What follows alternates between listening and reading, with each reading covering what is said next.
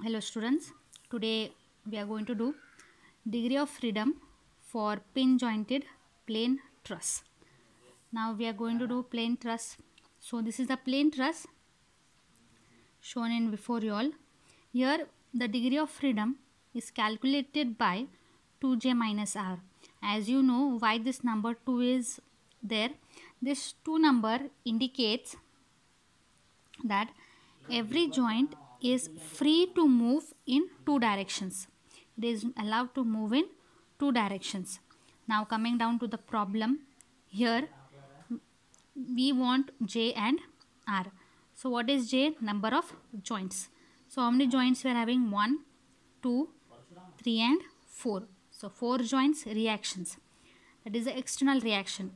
For hinge we are having 2 reactions. For roller we are having 1. So the number of reactions are 3. So therefore degree of freedom is given by 2j minus r, and therefore we end up by kinematic indeterminacy or degree of freedom as 5. Next, there is another way of solving this, that is by manual method. That is, go to each and every joint and check whether it is free to move. Likewise this joint. Now this joint, if the force is applied, it can move in x direction as well as in the y direction. Similarly to this joint, it can move in x as well as in y. Coming down to this hinge, here this joint cannot move in x and y direction. Why? Because it is hinged at a point, and this hinge offers two number of reactions, and those two reactions are in x direction and in y direction. That's why the mobility of this joint is restrained. Coming down to this roller support. Now in this roller, now this joint is having 2 degrees of freedom, that is x direction and y direction. But in the y direction it is restrained. How? Because of the reaction developed at this roller. Okay, since the roller or the translation is free in the x direction, that's why this x direction movement is allowed and the y direction movement is restrained. Therefore the total degrees of freedom for this given truss is 2, 2 and 1. Okay, that is 5. So that whatever we did manually and through an equation, we get the same answer. Now let's go to the another problem. This one. Here the difference between the previous problem and this problem is that we don't have this diagonal members. Okay, we are not having the diagonal members. So number of joints are 4, reactions 3. Okay, that is 2 here and 1 reaction over here. Okay, that's why when we apply 2j minus r, we are having the equation as 2 into 4 minus 3, that will be getting answer as 5. Okay, even if you do manually, here in x direction, that is in x direction and in y direction, it is allowed to move. Similarly, when we go to joint 2, it is allowed to move in x direction and in y direction. Similarly, when we come over here, in y direction it is restrained. You already know the reason why. Because the roller support offers a reaction in y direction. Therefore, it is allowed to move in x direction. And here, since it is a hinge, this joint is not allowed to move. Therefore, we will be getting 5 number of degrees of freedom. Coming down to this problem. Okay, how many joints do we have? 1, 2, 3, 4, 5 and 6. 6 number of joints. Now what about the reactions? 2 here and 2 here. So we are having 4 reactions. Now if we calculate, that is kinematic indeterminacy is equals to 2j minus r, that time we will get, that is nothing but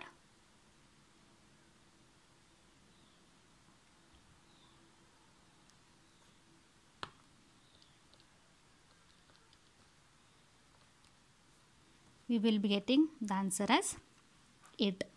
Now how 8? 2 here, 2 here. Okay.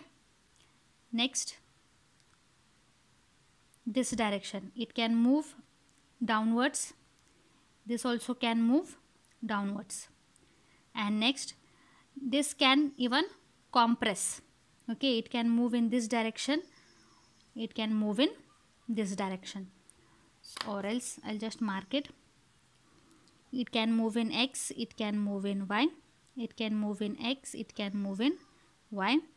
Now this joint can move in Y direction as well as X direction. This can move in Y direction as well as X direction. That's how you will be getting the degree of freedom as 8. Okay. Coming to the next problem. This one here. Now this problem,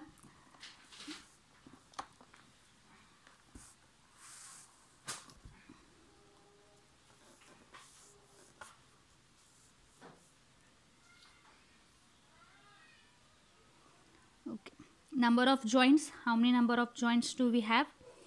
We are having 1, 2, 3, 4, 5 and 6. We are having 6 number of joints. Okay, so this is 6. How many reactions do we have? 2 on the hinge, 1 on the roller. So we are having 3. So if I calculate degree of freedom is nothing but 2j minus r, that is nothing but 2 times 6 minus 3. I will be getting the answer as 9. Okay, this is using your formula. If I use it directly, this joint will undergo 2 number of degrees of freedom. This will undergo 2 degrees of freedom. This will undergo 2 degrees of freedom. That is, now here this joint will undergo 2 degrees of freedom, and this joint, okay, it will be moving or having an translational degree of freedom. That's why 1. So you have 2 plus 2 4, 4 6, 8 and 1 9. So this is how we calculate the degree of freedom for a truss. Okay, let's move to the next problem. Okay, here this one. So same thing, J and R. So number of joints, this is 4 and 1 5. So you are having J as 5. Next, reactions. So the number of reactions here are how many? Here 2 and here 1. That is, you are having 5 number of reactions. So if I take degree of kinematic indeterminacy, that is 2j minus r, that is 2 times 5 minus 5. So I will get 10 minus 5, that is 5. Okay.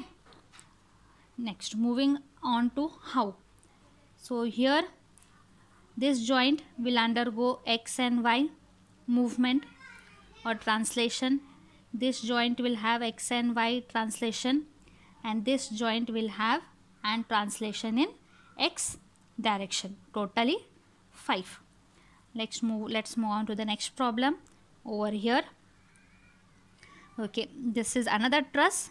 So let us calculate number of joints and number of reactions. Now joints 1, 2, 3, 4, 5, 6, 7 and 8. So I am having 8 number of joints. Reactions, here 2 reactions for a hinge, here 1 reaction for a roller. So in total 3. So kinematic or degree of freedom is 2j minus r, that is 2 times 8 minus 3. So you will be getting, that is, you will be getting 13. That is, each joint will be having 2.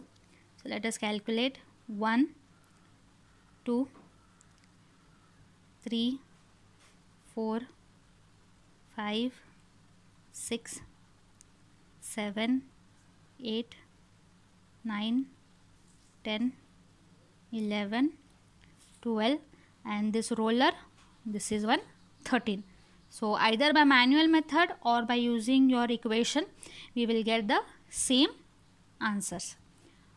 Okay, this is for today's class. We will meet you for the next class. Till then, thank you.